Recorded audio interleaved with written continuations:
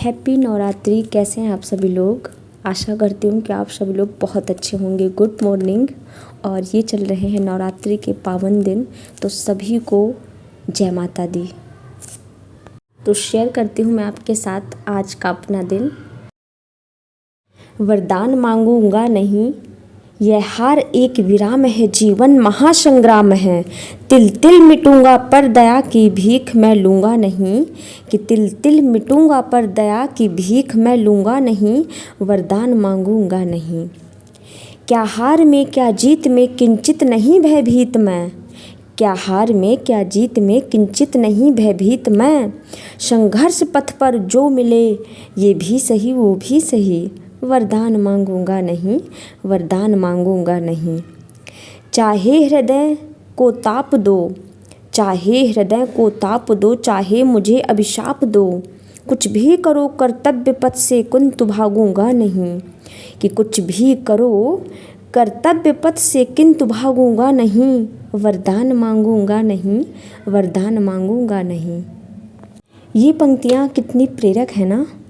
आप कमेंट करके ज़रूर बताइएगा कि ये पंक्तियाँ किसने लिखी हैं। राधे राधे, हेलो, नमस्कार, आदाब, सत श्री अकाल। कैसे हैं आप सब। आशा करती हूँ कि आप सब पूर्णतः स्वस्थ होंगे और आप सबके प्यार और आशीर्वाद से मैं भी बिल्कुल ठीक हूँ। तो आप सभी का स्वागत है आपके अपने चैनल पे। और आप सोच रहे होंगे कि ये सुबह सुबह से ये पंक्तियाँ क्यों पढ़ रही है। पता है, मैं जब कुछ ऐसी पंक्तियाँ पढ़ती हूँ ना तो बहुत मोटिवेट हो जाती हूँ। ये पंक्तियाँ कितना कुछ कहती हैं। वरदान मांगूंगा नहीं, यह हार एक विराम है, जीवन महासंग्राम है। मतलब आप इसको पढ़ करके देखिए कितना मोटिवेशन मिलता है। और कहते हैं ना कि जब इंसान डिमोटिवेट हो जाता है तो उसे कुछ ना कुछ ऐसा पढ़ना चाहिए, अपनी कुछ फेवरेट पंक्तियाँ या अपनी कोई फेवरेट बुक या कुछ भी न्यूज़पेपर या कोई ऐसी प्रेरक कहानी जिससे हम प्रेरणा ले सकें। तो मेरे दिन की शुरुआत हो चुकी है। सबसे पहले सूर्य भगवान के दर्शन करके, और दीदी को जाना था बाहर, इसलिए मैंने सबसे पहले नहा धो करके पोहा बना दिया, क्योंकि शायद वो दोपहर में देर से आएंगे और दीदी को पोहा वैसे भी बहुत ज़्यादा पसंद है। तो मैंने कहा चलो पोहा बना देते हैं। तो किसी तरह मैंने जल्दी करके बाल धो के नहाया था, गीले बाल थे, मैंने उनको ठीक से पोंछा भी नहीं और पोहा बनाने में लग गई हूँ क्योंकि दीदी को निकलना था। और दीदी के जाने के पश्चात मैंने धोए खूब सारे कपड़े जो कि बहुत दिन से इकट्ठे रखे थे धोने के लिए। और मैं कपड़े धोने में बहुत आलसी हूँ। मतलब अगर मेरे कपड़े सारे धुल जाएं तो मुझे लगा करता है मैंने पहाड़ तोड़ दिया है, ऐसा मुझे मतलब लगता है, महसूस होता है, क्योंकि मुझे बहुत कठिन काम लगता है कपड़े धोना।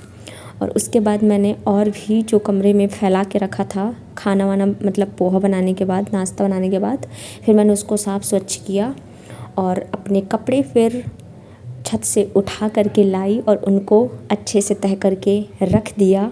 और मैंने भी नाश्ता कर लिया। और कभी कभी मैं सोचती हूँ कि हम 2 लोग यहाँ पे रहते हैं, मैं और दीदी, लेकिन कितने सारे काम हो जाते हैं। क्योंकि इंसान भले ही कम हो लेकिन काम तो वही होते हैं ना, कपड़े धोना, झाड़ू पोछा, बर्तन, नाश्ता बनाना, खाना बनाना, फिर रात का खाना। और मतलब काम कभी घट नहीं सकते। और सच में मतलब घर के काम दिखाई नहीं देते बट बहुत होते हैं, और इन कामों में ना काफ़ी थक जाना होता है। ये मुझे एहसास हुआ जब हम लोग किराए से रहने लगे तब, क्योंकि एक ही कमरा है लेकिन काम इतने होते ख़त्म होने का नाम ही नहीं लेते हैं। ये सारे काम निपटा के अब मैं बैठती हूँ पढ़ाई करने। और क्योंकि सुबह आज नहीं पढ़ पाई थी, क्योंकि सुबह सबसे पहले नहा धो के माता रानी की पूजा करनी थी, क्योंकि नवरात्रि का टाइम चल रहा है और सुबह पानी भी आता है 6 बजे। इस वजह से फिर पूरा दिन पानी नहीं आता, तो इस वजह से हमें सुबह ये पानी वाले सारे काम निपटाने पड़ते हैं। तो आज सबसे पहले मैं बैठी हूँ पॉलिटी पढ़ने, क्योंकि पता नहीं आजकल मुझे पॉलिटी पढ़ने में कुछ ज़्यादा ही आलस आ रहा है। मतलब मैं जब भी पॉलिटी पढ़ने बैठती हूँ तो मुझे नींद सी आने लगती है। इसलिए मैंने सोचा कि अभी माइंड फ्रेश है और अभी मुझे कोई आलस नहीं है, काफ़ी एक्टिव हूँ, इसलिए अभी मैं पॉलिटी ख़त्म कर लेती हूँ। और मैं पढ़ने बैठी ही थी कि दीदी भी आ गई थी। और मैं इसमें पॉलिटी की फ़र्स्ट क्लास ले रही थी, जो कि विनायक 2.0 बैच की है। और उसमें सर बता रहे थे कि क्या क्या पढ़ाने वाले हैं। तो सर ने ये बताया कि जैसे भारत का संवैधानिक विकास, भारतीय संविधान की विशेषताएं, सर ने काफ़ी डिटेल में बताया था। और भारत का संवैधानिक विकास के अंदर क्रिप्स मिशन, वेवेल योजना, शिमला सम्मेलन, कैबिनेट मिशन, अंतरिम सरकार का गठन, माउंटबेटन योजना, मतलब ऐसे बहुत सारी चीज़ें। और भारतीय संविधान की विशेषताओं में प्रमुख विशेषताएं, संविधान की प्रकृति और राष्ट्र के प्रतीक, क्योंकि इसमें ऐसे क्वेश्चन आते हैं तो सर ने कहा कि हम ये भी पढ़ाएंगे। और फिर संघ एवं उसका राज्य क्षेत्र, नागरिकता, मूल अधिकार, मतलब जो कुछ भी सिलेबस में है हमारे, तो सर पूरा काफ़ी डिटेल में बता रहे थे कि हम क्या क्या पढ़ाने वाले हैं। और फिर थोड़ी देर में मेरा पार्सल आ गया, जो कि मैंने एक टी शर्ट ऑर्डर की थी अपने लिए, तो मेरा पार्सल आ गया।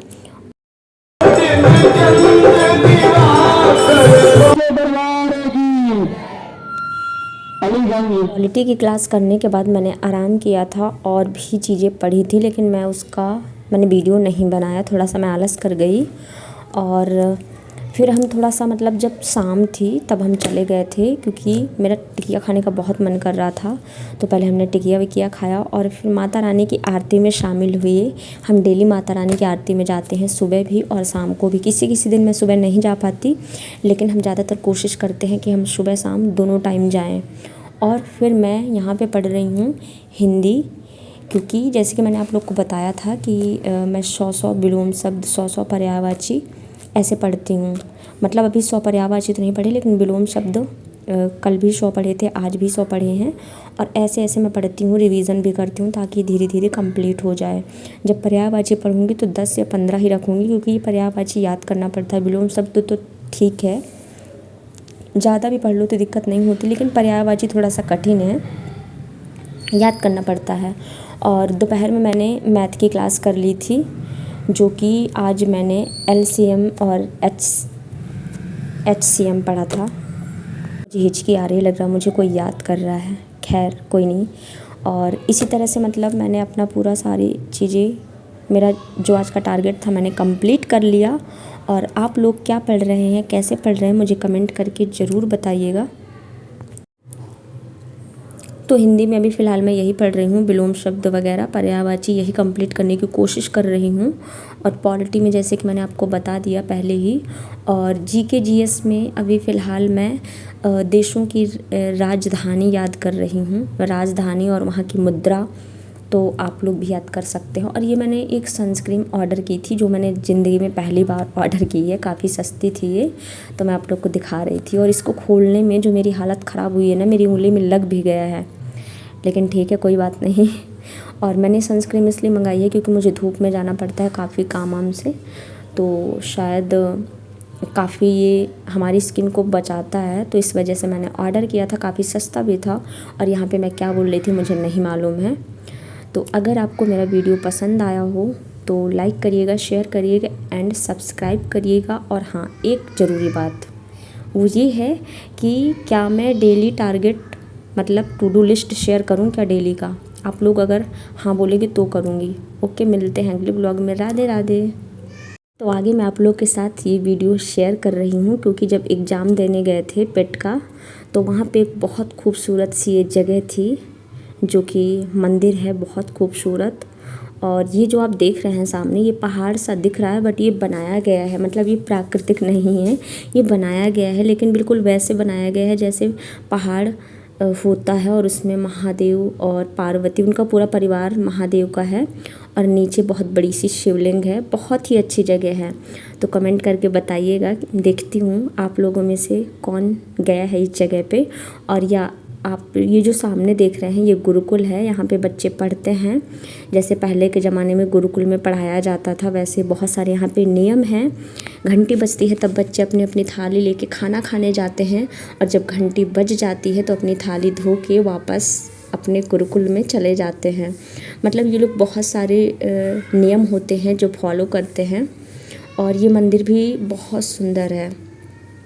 अंदर का मैं वीडियो नहीं ले पाई थी, बहुत अच्छा अंदर बना था। राधा कृष्ण जी और गणेश जी भी बैठाए गए थे। मैं बहुत दिन से, मतलब मैं एक तो वैसे मैंने वीडियो शेयर किया नहीं है, तो मैंने सोचा कि मैं आप लोग के साथ ज़रूर शेयर करूँगी। और जो कानपुर के हैं वो लोग ज़रूर कमेंट करें और बताएं कि क्या आप लोग यहाँ पे गए हैं। और ये कोई आश्रम के नाम से है। मुझे ध्यान नहीं है क्योंकि काफ़ी दिन हो गए। और देखिए मैं इसमें दिखाने की कोशिश कर रही हूँ कि अंदर से जो ऊपर से पहाड़ दिख रहा है अंदर कैसा है। तो अंदर कुछ ऐसा है, शिवलिंग है बहुत बड़ी सी, और पूरा रूम का रूम बना हुआ है करीब वही 2 खंड का। और बाहर से इतना सुंदर लग रहा था वहाँ पे कि मैं आप लोग को बता नहीं सकती। मुझे लग रहा था कि बस मैं यहीं पे बैठी रहूँ, मैं ना जाऊँ। लेकिन मेरा पेपर था अगले दिन, तो मुझे बहन को लिवा के दीदी के यहाँ जाना था। और मैंने कुछ फ़ोटो ली थी तो वो भी मैं आगे लगा रही हूँ, देख लीजिएगा।